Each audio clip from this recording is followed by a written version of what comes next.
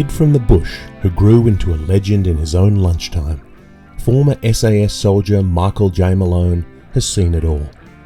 This is Never Die Wondering, Mick Malone in his own words, hosted by the man himself, Mick Malone, along with Toby Malone, as they examine this long, storied career in the Australian Special Forces.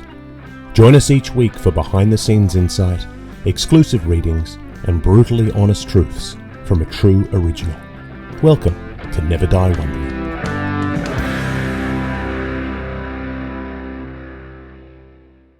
Welcome to episode 16 of Never Die Wondering, Mick Malone in his own words, a podcast that explores the life and legend of Michael John Malone, OAM. My name is Toby Malone, Mick's son and co-host of this podcast series, joined by the man whose name is in the title, Mick Malone. Hey, Dad. G'day, mate. How's it going? Sleep well, did you? I did swear. Well, thank you. Yeah, we do record this at the opposite times of the day. So it's first thing in the morning for me. It's the end of the night for you, because as I've said earlier, I live in Canada, so I'm 12 hours behind you. So that makes this a little bit of a challenge, but it's always a good challenge. It's nice to get up and to be able to read a chapter with you each week. Yeah. Yeah, so it's fun. So, and finding out a lot about your career. I feel as though I'm one of the experts on your career over the having absorbed a lot over my course of my lifetime, and then also by editing all your books. But it's nice to sort of hear the details, and I think that's one of the things that people enjoy about this book is that there's a lot of real detail from the coalface when you're doing this kind of training that isn't always written down. So it's good to have that. So last week we talked about the Assault Pioneer Demolition course. And this week we're getting into the legendary patrol course, which really has a lot of massive status in SAS lore. This was the sharp end. Yeah, so this was always the one that you talked about, Yeah. and this was the one that was getting you ready. So what was the origins of the patrol course? Who dreamed this up? The Americans ran a thing called the Recondo. Mm-hmm. And I think Reg Beasley came back from the States once with the idea that we would run our own Recondo, which was run in the early days of the regiment, in the company, sort of early 60s.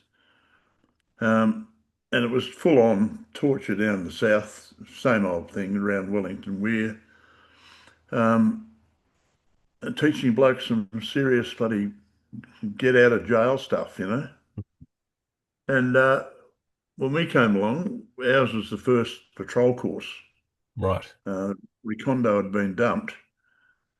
And our patrol course was basically the way to get to SAS Trooper Grade 2, which was the combat level, and pick up an extra 84 cents a day. Making the big A lot bucks. of money in those. So that was it. The patrol course, that was the first. And 1968, sorry, my lungs are bad. 1968 and getting us ready for 69 deployment. Mm-hmm. Right. And then later on, you would run the patrol course, or you were Yeah, I involved with was that. on the staff helping run one. That was, But they got harder over the years. I bet, yeah. People say, "Oh, my patrol course was harder than your patrol course," and in the main, they're pretty right. It got harder as they went, but you know, The idea was to simulate what you were going to experience. yeah, Just get you fully ready. infiltration, um, moving from A to B to C to D, observing an enemy target, patrolling, ambushing, reporting, all that stuff, all that SAS stuff. Then move to the exfil point, which is probably 10 mile on the other side of the AO, Mm-hmm. and get out after a week. And you got a patrol DS stumbling along behind you, running a pencil over everyone. Sometimes you'd be off to the flank behind a tree, over that side behind a tree, and you never knew when he was looking at you. Hmm. So everyone was on the ball. Um, we had no one get the punt off that course. A lot of blokes learnt some good things. Yeah, because we talked last week about blokes who realised that demolition wasn't for them. Then they got nervous around explosives and setting charges and Yeah, things like that. I mean, I suppose there are blokes on this course who learnt a lot about themselves as well. yeah, absolutely, absolutely. That's the main thing you learn about yourself more than about your mates. But your mates were important, and people looked out for each other. If you weren't pulling your weight, you'd get a sort of friendly boot up the arse for Mm. one of your mates saying, come on, what are you doing?" And we got through it pretty easily. Yeah, and so when you passed your Carter, you said to Bart Maverick, "Is that all there is?" Yeah, You've often said, "Oh, compared to boarding school, the Carter was a piece of cake." yeah. Do you think by this stage, by the time the patrol course, do you think you'd realize that it's actually going to be harder than you thought, or you're still No, cruising along? no. Well, we were sort of cruising, but we all all came to the awareness that it was going to be hard, and it was hard. Hmm. Cold and freezing cold. We're down in the collie jungle, as it were. Some parts of it were at Pemberton in the big timber. Creeks everywhere and moving at night. Oh my God! But it was worth training and worth the training. Better than going to New Guinea only. Yeah, So yeah. getting exposed to the cold was always the smart thing to do because everything else was easy after that. Right. Even though you're going up into the Vietnam jungle with a Yeah, stinking yeah, hot, yeah. but Stinking hot, all right? My God. yeah.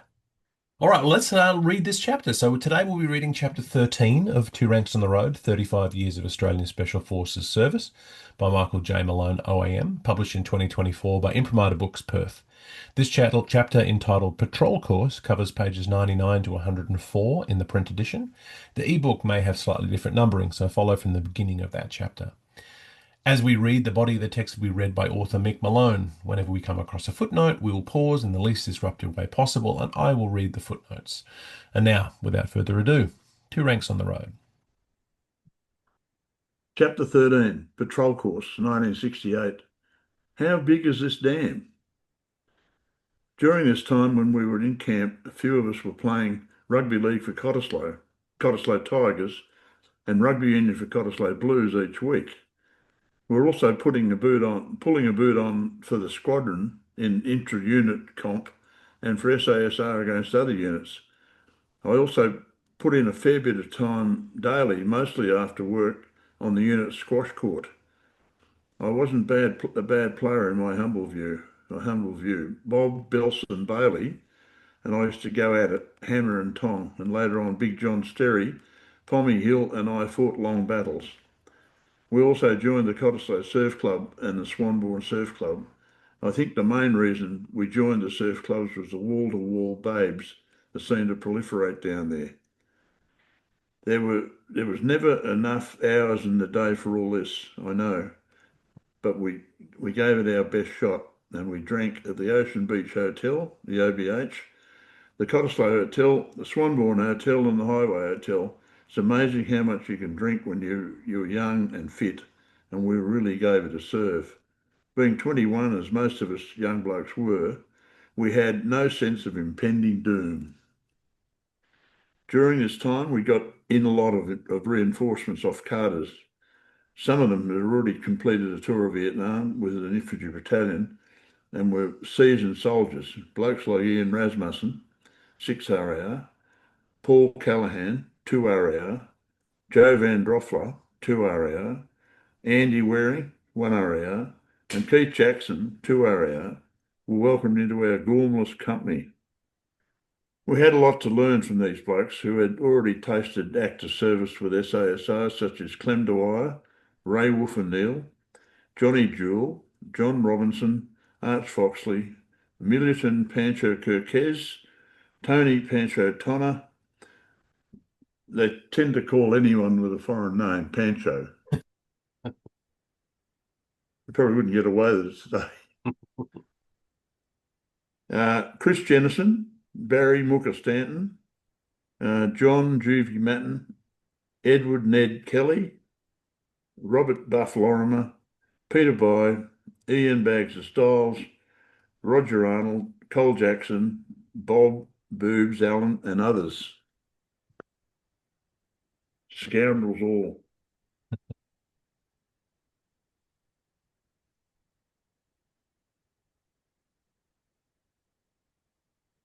RHQ was populated with likes of Lieutenant Colonel L.A. Len Isles. Footnote, known uncharitably in the lower ranks as Cousin Weak Eyes. Terrible. Though we never saw much of him, his RSM was a man to be feared. Woe one HJA Tony Haley, BEM, who learned his trade in the British Army and was most formidable. We were all pretty terrified of him, especially the young officers who would panic if they saw him marching towards them. We were always addressed as a trained soldier. He took a commission and came to 3 Squadron as the operations officer under Major Reg Beasley towards the latter part of 68. As an officer, he got rid of all the parade ground bluster and became friendly and most personable character.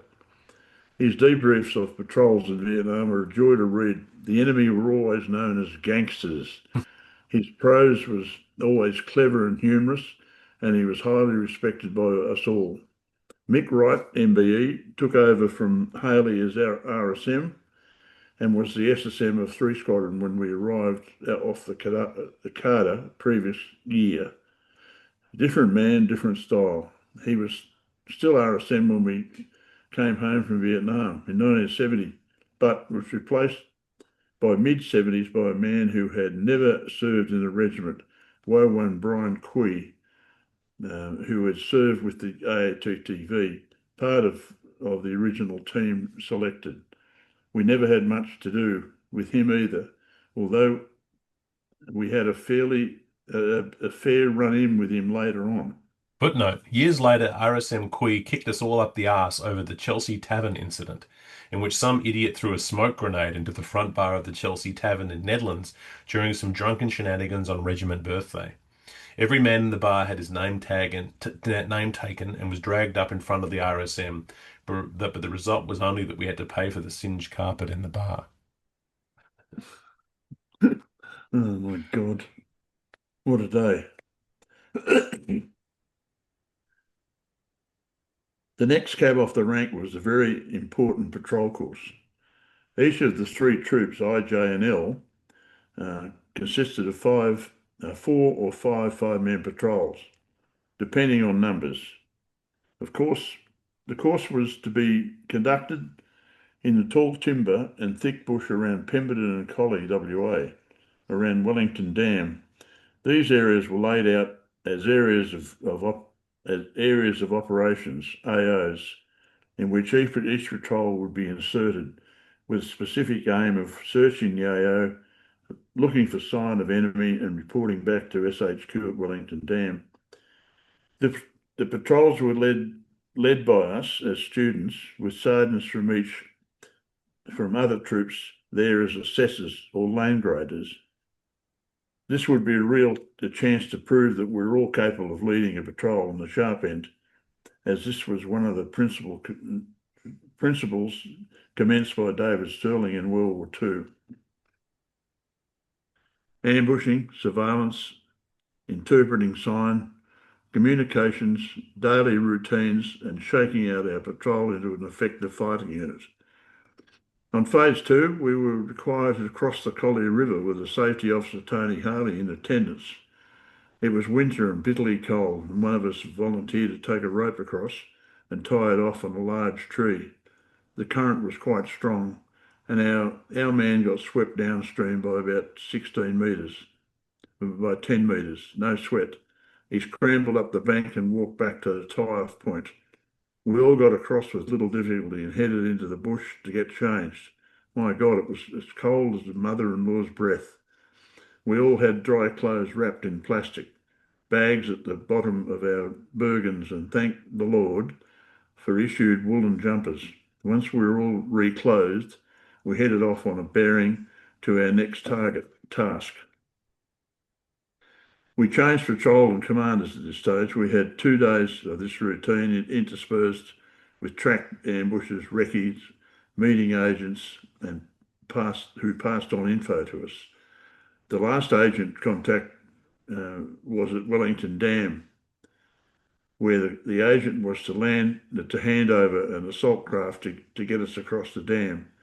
Grumpy Reed was the agent, and he readily gave us the boat, but wanted payment for the paddles. The old scoundrel wanted 2 packs of cigarettes per paddle, otherwise no go. We turned our packs and our webbing inside out to find the required 12 packs of cigarettes. As most of us smoked, we eventually came up with the required ransom, dragged the boat down to the water, and away we went on a bearing. We could see a very faint light in the distance, and that was our target. We paddled for hours and thought, how big is this dam? The light grew brighter, and our spirits lifted as we approached the shore. We could see a hurricane lamp on a pole, but no one was there. We dragged the boats ashore and sat down, ostensibly to have a smoke, but we had no cigarettes between us. Lost.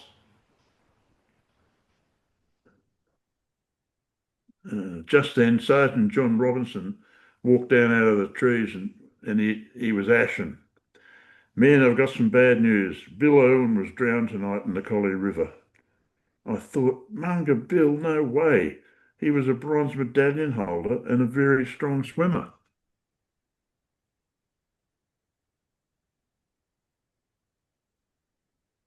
I must admit, it kicked our ass. He drowned at exactly the same place we had crossed a couple of nights earlier.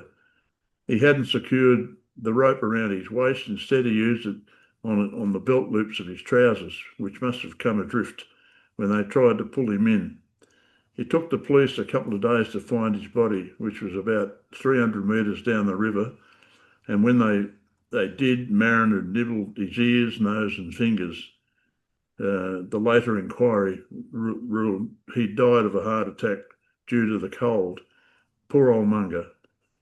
The best eater I ever saw. Footnote, till Greg Jack, Joe Smith, and Gob Mounsey came along later. Don't you love it?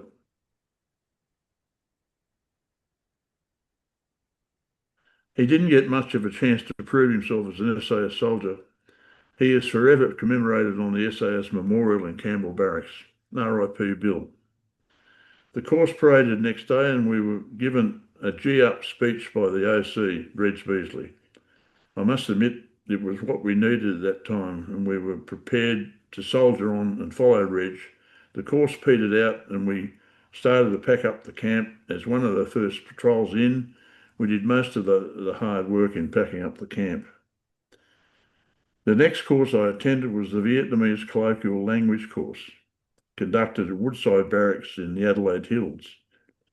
There were 15 of us from 3 Squadron who travelled there, and I had my little blue car, the Bellette, with me, which meant we had wheels on the foreign course. I really don't recall many on that course except Bags of Styles. He'd already done one tour with 3 Squadron and was lining up again. He was a full-on larrikin, this one, and I was drawn to him. He'd brought a shotgun with him and loved to go up to the local rubbish tip at night, last light, and shoot rats. I went with him a few times, and it was carnage.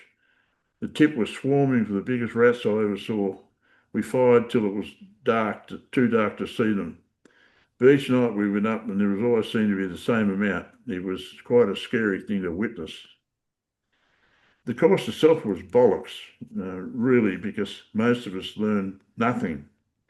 The odd chow on, hello, sir, and chow bar, hello, madam, and so on did not prepare me for Vietnam in any shape or form. Some of the blokes did quite well, but none of them would be what you would call linguists. The chief instructor was an ex-SAS bloke named Barney Rubble, Keith Innes. who treated us very well, and we all got the tick in the box at the end. The camp was also the home of the Intelligence Corps, and we witnessed the Resistance to Interrogation (RTI) course being conducted on AATTV prospects. We crawled under one of the buildings and heard this god-awful mayhem being inflicted on these poor buggers. It was quite a daunting thing to hear. Footnote. My experience with RTI was nothing compared to the time when, as a 9-year-old, me and a couple of other local kids staged the Great Train Robbery, where we hijacked a few tea boxes full of lollies and chocolates from a goods carriage. We thought we'd got away with it until one day after school, I walked up the back path and onto the veranda, only to discover the local cop sitting in Mum's kitchen, drinking tea with Dad. I took one look and bolted back down the path. Get back here, you! I cracked very quickly and gave up everyone's name. When we did introductory RTI 10 years later, I lasted quite a bit longer. Name, rank, and serial number was all they got out of me. Oh, God, what a time. Where are we at here?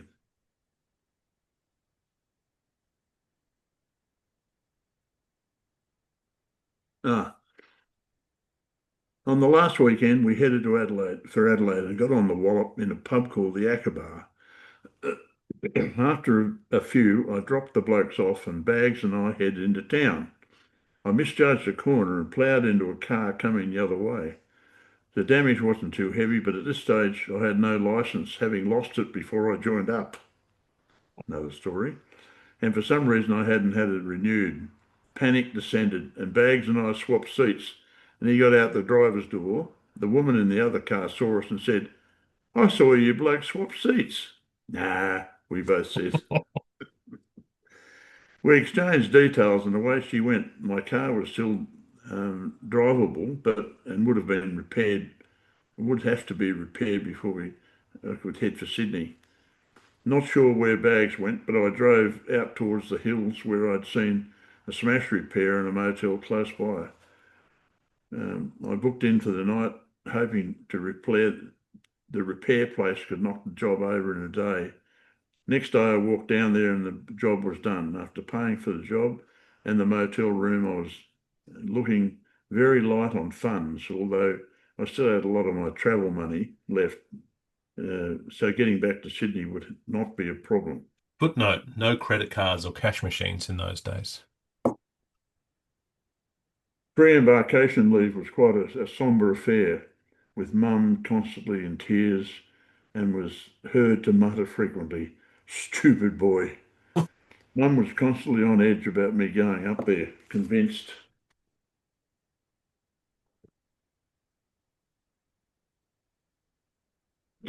I think, that I wouldn't be coming back. I'd agreed, I'd agreed Mick and Helen could have my car for the duration. So I caught the train back into Sydney, and met up with a few of the boys for the trip back to Perth. It was quite an uneventful trip. Everyone quite subdued as a feeling of foreboding and had descended on us all. Once again, there were trucks waiting at East Perth railway station. We were soon back at Campbell Barracks. And that was chapter 13 from Two Ranks on the Road, 35 Years of Australian Special Forces Service by Michael J. Malone, as read by the author. So lots of stuff going on in that chapter. Yeah, so this patrol course is the star, obviously, of that, but there's also plenty of other things happening. And yeah, and really gives you a sense of the kinds of things you're asked to do in the patrol course, even if it's slightly light on details at times. You don't want to go into the full details all the time, but good to get that sense of what you were up to.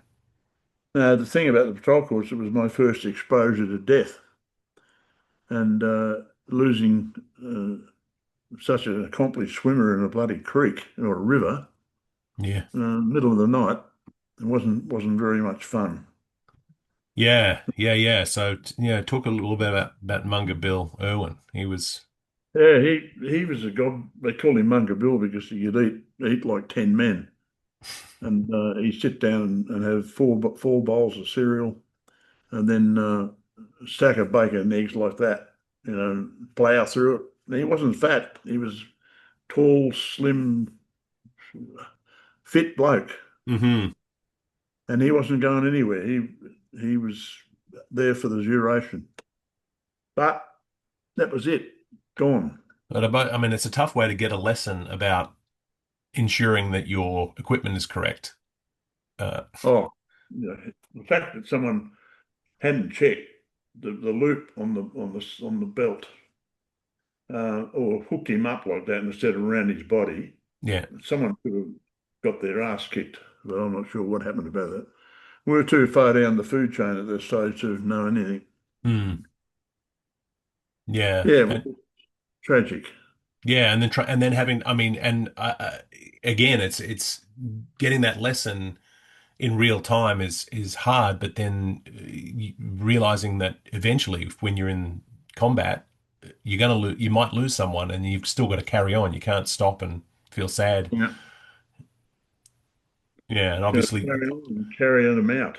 yeah, and when you guys were in Vietnam, you obviously weren't losing blokes to the extent that guys were being lost in the World Wars, where you, All the battalions. We lost yeah, 520 killed in Vietnam, hmm, which is a huge amount compared per capita uh, than uh, than most other nations. yeah, but still, I mean, you need to get that training to realize that you can't stop and mourn No. when the shooting's still happening. So it's a terrible way to get a lesson. But it's also good to sort of see that you could take something from his death. He could help you learn something. But what a tough Yeah. way to learn it. And then this is the first chapter that you mentioned, the Rock, the memorial up at Campbell Barracks, which is still there and is obviously the focal point of Anzac Day every year. Yeah. And when I was a kid, it was almost publicly accessible, just about. I mean, this is well before the security really ramped up, and the Rock was. I remember very clearly Anzac Day's there, and then the Black Hawk disaster, and there's a lot of names on there of blokes who served, who died in training, and so there's a couple of instances that you have in the book of guys who died in training, which just really emphasizes how dangerous the things you were doing were. Yeah. Whose idea was the setting up the rock? Blue Mulby, when he was RSM and I was SSM at Base Squadron, came up with the idea, and we had it. We got a rock from the engineers at Karrakatta and a couple of bags of cement, and we brought it into the camp. And there was an intersection or a intersection of grass and directly outside RHQ. Hmm. Not there anymore, but we had it built there, and it was there for years. And that's where we used to have Anzac Day ceremonies and all sorts. But along came another CO who decided that wasn't good enough. So they dug the rock up and moved it down to where it is now, and established that garden, and Hmm. which is all very nice. Um, I felt a bit put out about the fact that they dug it up and moved it. And Mulvey and I were quite convinced that was where it should be. Because Right. as you drove into the barracks in the old days, the first thing you saw on the left was the rock. That's right. Yeah. Although that doesn't really happen anymore with No, the nothing. security's all changed, and so you can't just Yeah, drive in. But I mean, so the rock now is still there, and the names are growing, but there's a lot of names on there. And then the garden that's been built around it, there, all of those names are also reflected in paving stones in the garden, and it's yeah, quite beautifully landscaped.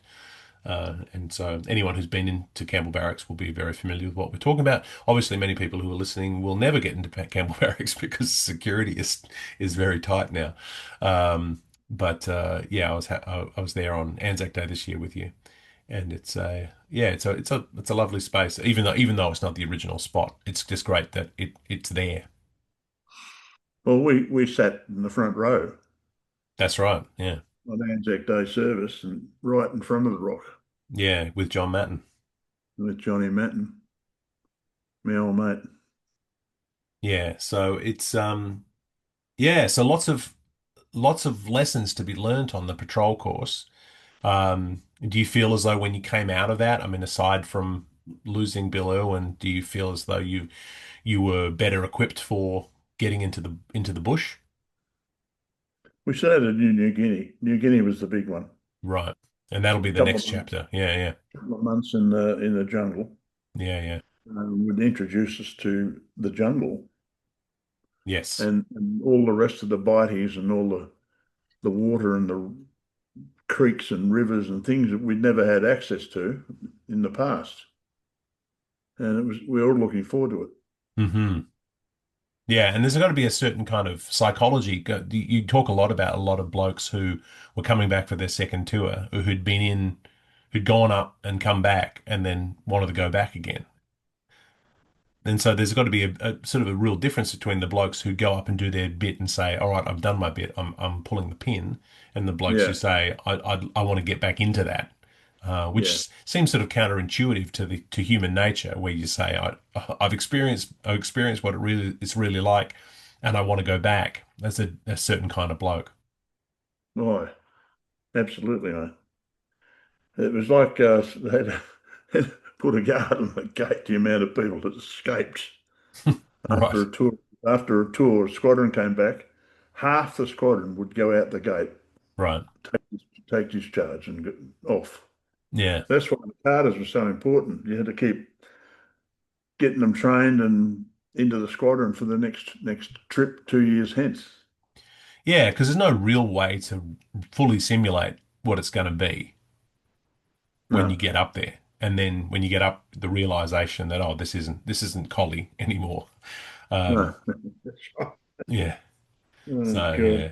And then you had your colloquial Vietnamese course in Adelaide. Go on. Go on, Manuel. It's funny that you had to go all the way to Adelaide to learn, when you'd probably Oh, look, we just had fun. We they'd just had probably fun.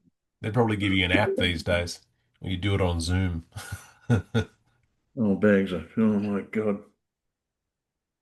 Yeah. Election of the highest order. Still is today, nearly 80. Yeah. And still And diving. Bloody. well, it's interesting that you're so drawn to out of control larrikins, just like you were when you were a kid. Yeah, I think so. I think that's part of my raison d'etre life is to find the biggest larrikin and then hook up with him. Yeah, replacing Terry Clough, Oh, God, Terry Clough. who was a kid from your hometown who was Yeah, right. out of order, and also and the perpetuator of the great train robbery, which is Yeah. also discussed in great detail in Hail Mary the Creek's Up, so you get a chance to read that. And then the last bit you talk about is the resistance to interrogation. And so that all sounds like a whole process. Oh, look, they'd sit you in a room and they'd run water and they'd blindfold you and tie you to a chair. And you thought, oh, I'm going to die here. Mm. And then someone would breathe in your face, I'm going to kill you, Malone, if you don't tell me this or tell me that. And you had to sit there stoically thinking, this is only a training course. He wouldn't do it. He wouldn't do it. And your brain's telling you other things. Your brain's panicking. But you wouldn't know it. Uh, But most of us got kept up the pretense and never told anything. right. And did Um, did you have a certain intel that you had to hang on to, or was that what yeah, I? yeah. You were told a couple of things that you had to keep to yourself. And if the interrogators found it, or you had it written on your body somewhere, Mm, unbelievably, you were up for the cup. That was it. But it never worked that way. It worked out pretty well. right. But never as bad as when the local cop Oh my interrogated you God. over the train robbery. 9 year old. My sister-in-law, we used to love that story. We used to ask you to tell us all the time about the great train robbery. Um, Worst thing about that was when I joined the army at 19, the the guy in the recruitment office said, Is there two Michael Malones in Midway? I said, no. He said, is this you? I said, I was under 10. You weren't supposed to know that. Oh, we just want you to know that we know. Nothing ever happened. I Yeah. thought, scoundrels. Yeah. Well, it sticks with you, and that's it. Yeah. Well, that is all the time we have this week for Never Die Wondering. So join us next week for the next installment in our exploration of Mick Malone's career as we get into the 14th chapter of the book itself entitled New Guinea. If you have a copy of Two Ranks, read along with us. I've been Toby Malone, and thank you to Mick Malone for craftively joining me on this journey. Good talking to you, mate. Too. This has been Never Die Wondering, Mick Malone in his own words. For links to purchase your own copies of Mick's books, visit the show notes or mickmalone.com.au. This podcast is produced by Toby Malone, Joe Malone, and Mick Malone, and engineered by Toby Malone. Theme music is The Happy Wanderer, the official SAS march, as reimagined by Cormac Malone and Meg Logue Malone. Yes, this is a family affair. This is a GM production in association with Imprimatur Books.